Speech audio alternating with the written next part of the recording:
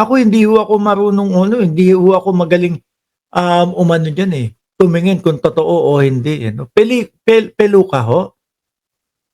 Nakapeluka si Marpeluka, Marpeluka, sorry naman, nagkakahalo kasi, nakapeluka si Marcoleta?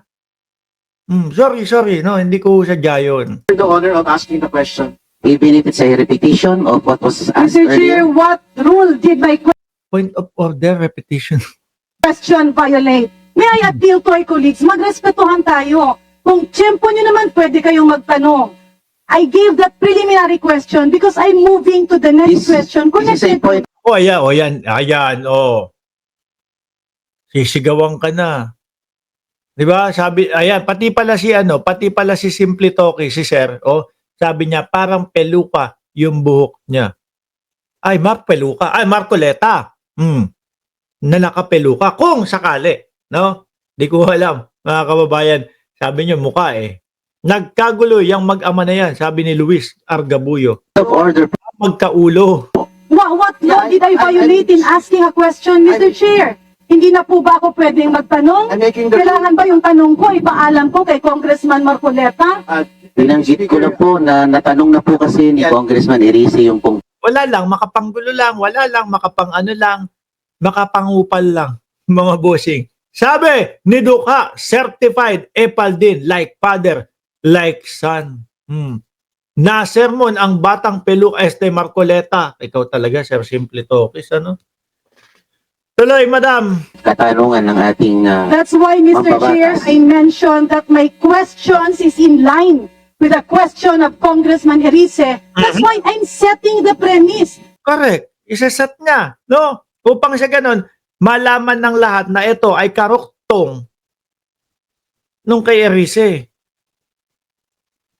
Mahirap po kasi iduktong, kumbaga, like example, dito tinapos ni Erice yung katanungan, tapos ikaw sa susunod na number ka na. Mahirap yon. So ngayon, di ba nga sa mga pelikula, di ba nga ho doon sa mga teleserye, mga kababayan, kapag ka may karugtong, ano po ang ginagawa? Ito ang nangyari kahapon. Di ba? Ito, may mga siguro mga 15 segundo. Ganito ang nangyari kahapon. O yung nakasulat sa ilalim, ang nakaraan. Ganun lang din yan. Ano ba to? Pababaan na lang tayo ng IQ? O paepalo na lang?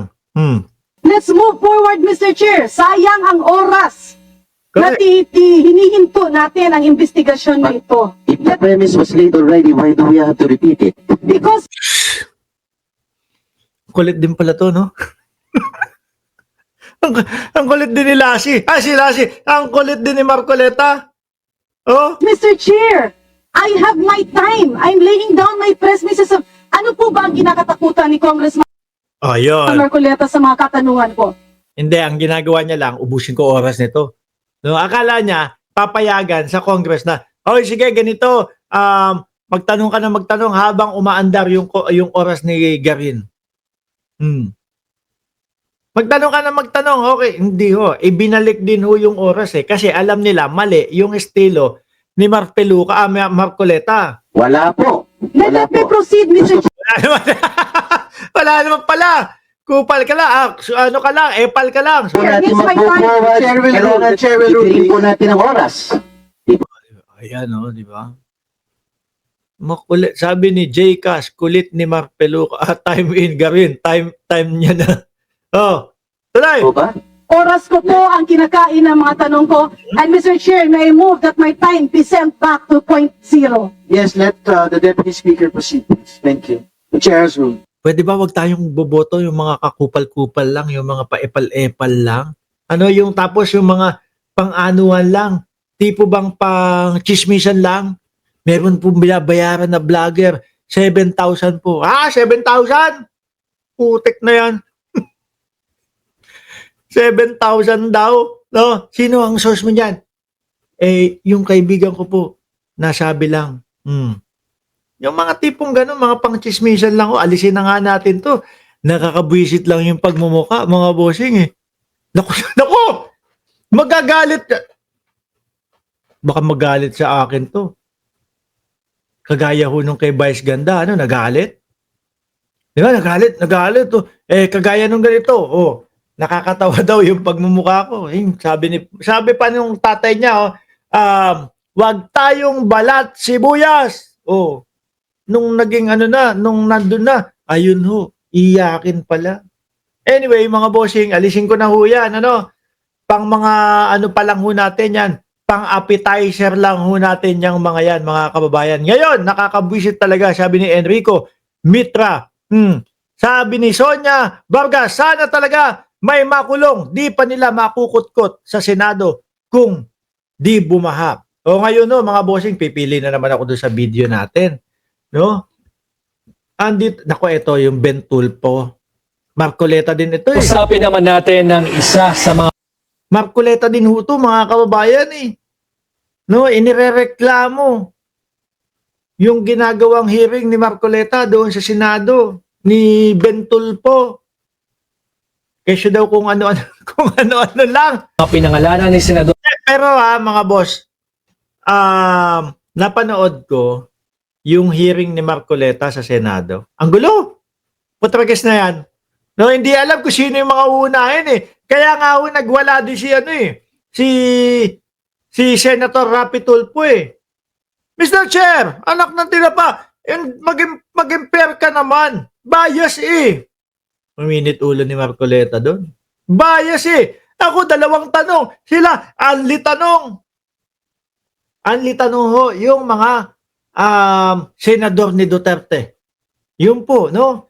Yung mga alam niyo na, yung mga malalaki ang kanilang ambag na mahinto yung impeachment. Anli tanong, kaya nagreklamo si Tulfo. Rodante Marcoleta, ang broadcaster na si Ben Tulfo. Magandang gabi, Ben. Magandang gabi sa inyo.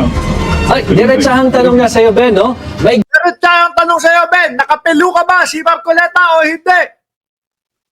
Nasabi. Your Honor, mukhang nakapelo ka ho. No? Boss Mark, ipadali mo ang Spratly Island kung asan na kasi natahimik yata kay Duterte pa yan. galit ka ba kay Senator Marcoleta? Hindi naman. I think may problema lang siguro dito. I believe that we have the same, direction, but different siguro destination. Pinersonal na yata dito ni Senator Marcoleta sa kanyang Blue Ribbon Committee when he said something like, pwede naman Sabi ni Telma Palpalatok, Sir, ingat po tayo kasi nag-warning yan. Ididemanda niya mga basher. Abo, sige, ayoko na nga.